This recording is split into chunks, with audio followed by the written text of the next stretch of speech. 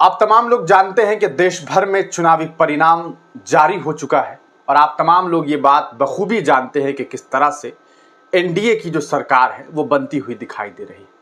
लेकिन सवाल यह है कि इन तमाम नेताओं के बीच एक नेता है जिनकी चर्चाएं खूब हो रही है और वो है एआईएमआईएम पार्टी यानी कि ऑल इंडिया मजलिस इत्तेहादुल मुस्लिमीन के सदर असदुद्दीन ओवैसी के बाजू में यानी कि उनके बगल में उनके पीछे बैठने वाले नेता औरंगाबाद के सांसद इम्तियाज जलील काफी चर्चे में है। उनका एक वीडियो भी खूब वायरल हो रहा है जिसमें उनकी आंखों में आंसू है और वो ये कह रहे हैं कि शायद कुछ तो कमी रह गई।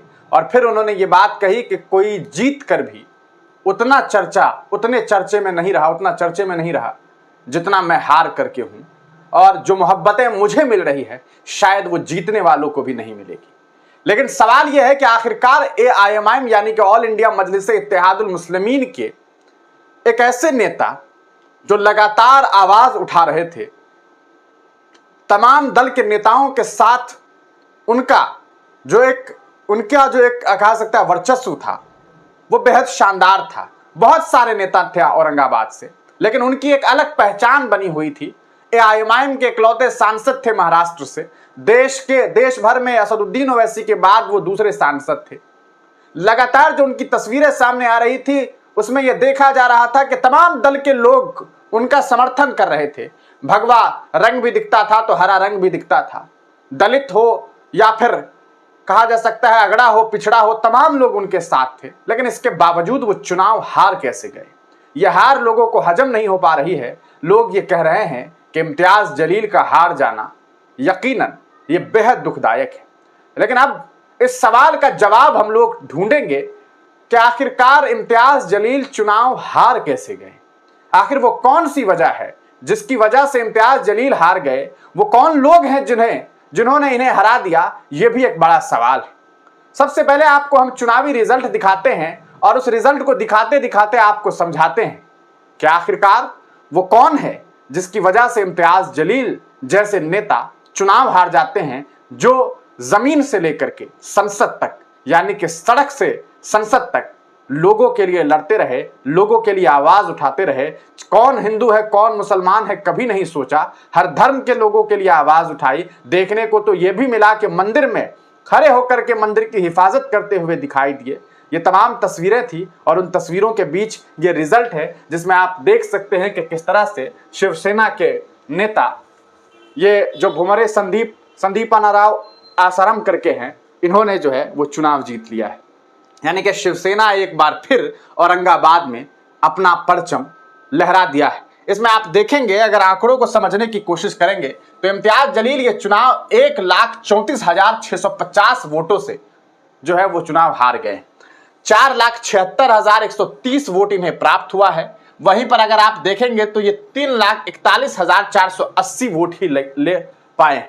वहीं पर तीसरे कैंडिडेट को अगर आप देखेंगे जो कि चंद्रकांत खेर है, इन्होंने बहुत साजिशन चुनाव लड़ा और ये 2,93,450 वोट इन्होंने गेन किया है। और कहा जा सकता है कि इनका कुछ वोट इधर भी डाइवर्ट हो गया है। और चंद्रकांत खेर जो कि शिवसेना उद्धव बाला साहब ठाकरे के पार्टी से उन्होंने चुनाव लड़ा और इनकी ये ख्वाहिश थी कि यहां से किसी भी तरह मजलिस जो है वो हटे और ये कामयाब हुए। मजलिस हट गया और उद्धव ठाकरे की जो पार्टी है शिवसेना, वो यहां से चुनाव जीत गए। बाबा उद्धव बाला साहब ठाकरे वाले हार गए और यहां पर जो है शिवसेना वाले जो है वो चुनाव जीत गए। बाला साहब ठाकरे वाले चुनाव हार गए। अब सवाल ये उठता है कि आखिर ऐसा हुआ क्यों और ये किस तरह से हुआ। देखिए, ये इस तरह से हुआ कि इसमें एक और जो चेहरा है जिसे हम आपको अभी तक नहीं दिखा रहे थे, वो चेहरा भी काफी चर्चित चेहरा है और उस चेहरे को भी समझने की जरूरत है कि आखिरकार वो कौन है। और वो कोई और नहीं है, वो अपने हैं जिन्होंने इम्तियाज जलील को चुनाव हरा दिया है। वो है अफसर खान यासीन, वंचित बहुजन अगाड़ी, जो कि प्रकाश अंबेडकर की पार्टी है। प्रकाश अंबेडकर कौन है? बाबा भीमराव अंबेडकर को तो आप तमाम लोग जानते होंगे, कौन नहीं जानता है। उनके पोते की एक पार्टी है, प्रकाश अंबेडकर की पार्टी है बहुजन वंचित बहुजन आघाड़ी, और ये वो पार्टी है जिसने इस बार यहां पर चुनाव लड़ा। कहा जा सकता है कि अगर संविधान को बचाने की बात की जाए तो एआईएमआईएम के पार्टी के जो नेता हैं, सदर है असदुद्दीन ओवैसी, वो हमेशा कहते हैं कि मेरा लीडर बाबा भीमराव अंबेडकर है। वो इकलौते ऐसे नेता हैं जो खुल करके ये बात कह देते हैं कि मैं आज के दौर में गांधी से बड़ा नेता, अगर मुझसे पूछा जाए कि गांधी से बड़ा नेता कौन था, तो मैं फख्र से ये कहता हूं कि बाबा भीमराव अंबेडकर थे। लेकिन उनके पोते ने उन्हीं के पार्टी के नेता के खिलाफ एक चेहरे को जो है वहां से टिकट दिया और उन्होंने 69,266 वोट, यानी कि लगभग 70,000 वोट जो है वो इम्तियाज जलील का काट दिया। और आप सोचेंगे कि इन आंकड़ों से क्या होता है। ये आंकड़े काफी मायने रखते हैं। जब अफसर खान यहां से चुनाव लड़ रहे थे तब वहां के दलित समाज के लोगों ने सोचा, जो पिछड़े समाज के लोग थे उन्होंने सोचा कि अगर अफसर खान भी चुनाव लड़ रहे हैं और इम्तियाज जलील भी चुनाव लड़ रहे हैं तो ये तो तय है कि ये दोनों चुनाव हार जाएंगे। ऐसे में लोगों की जहनियत उस तरफ गई जिस तरफ देश के बहुत सारे लोगों की जहनियत थी कि इस बार तो लड़ाई INDI वर्सेज NDA में है, यानी कि लड़ाई तो यह है कि प्रधानमंत्री राहुल गांधी को बनाया जाए। फिर क्या था, वहां के लोगों ने इम्तियाज जलील का साथ छोड़ दिया और लोग उस तरफ चले गए जिसे इंडिया ब्लॉक कहा जाता है, और इंडिया महागठबंधन के लोगों को वो वोट देने लगे। और कहा जा सकता है यही एक बड़ी वजह है जिसकी वजह से आज इम्तियाज जलील जो है वो चुनाव हार गए। आप देख सकते हैं चंद्रकांत खेर जो कि शिवसेना ग्रुप से हैं, उन्हें जो है वोट इस बार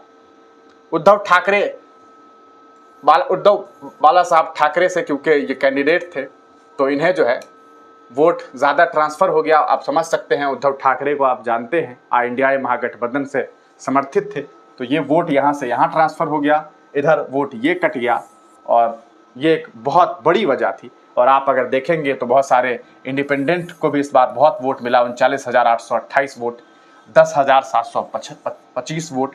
एक मुसलमान है अब्दुल अजीज़ शेख साहब, वो भी 5,000 वोट ले आए। रविंद्र भास्कर राव, उन्हें 6254 वोट मिला। संजय साहब को भी लगभग 8252 वोट मिला। तो इस तरह से कई सारे जो कह सकते हैं इंडिपेंडेंट लोग थे उन्हें भी शानदार वोटिंग मिल गई, और ये एक बड़ी वजह बनी है इनके हारने की। अच्छा, आप अगर देखेंगे यहाँ पर तो एक चीज़ जो आपको मैं समझाना चाह रहा था वो देखिए, ये जो जाधव साहब है, इंडिपेंडेंट कैंडिडेट होने के बावजूद एक अच्छा खासा वोट, मगर आप इन दोनों को जोड़ देना तो आप समझेंगे कि ये मार्जिन पे पहुंच गए थे लगभग, और उसके बाद ये चुनाव हार गए। तो ये एक बड़ी वजह रही। और एक चीज़ जो है वो ऑब्वियस सी बात है कि लगातार इंडिपेंडेंट कैंडिडेट जो हैं, अगर आप देखेंगे, मैं आपको दिखाऊं कि और भी इंडिपेंडेंट कैंडिडेट हैं, इन सब के आंकड़ों को आप देखिए, लगभग हजार वोट काटने वाले तो कम से कम, अब यहाँ से शुरू कीजिए, 1 2 3 4 5 6 7 8 9 10 11 12 13 14 15 16 17 18 19 20 21 22 23 24 25 से ज़्यादा इंडिपेंडेंट वालों को 1,000 से ज़्यादा वोट है। उन 25 में आप देखेंगे कि एक को 40,000 के आसपास है, एक को 11,000 के आसपास है, एक को 8,000 के आसपास है, एक को। तो ये आंकड़ों को अगर आप समझेंगे तो आपको मालूम चलेगा कि ये किस तरह से चुनाव लड़े हैं। तो इस बार इम्तियाज जलील को किसी और ने नहीं बल्कि अपनों ने हराया है। जो प्रकाश अंबेडकर जी संविधान को बचाने की बात करते हैं, उन्होंने ही संविधान के बचाने वाले के खिलाफ अपना एक कैंडिडेट उतार दिया।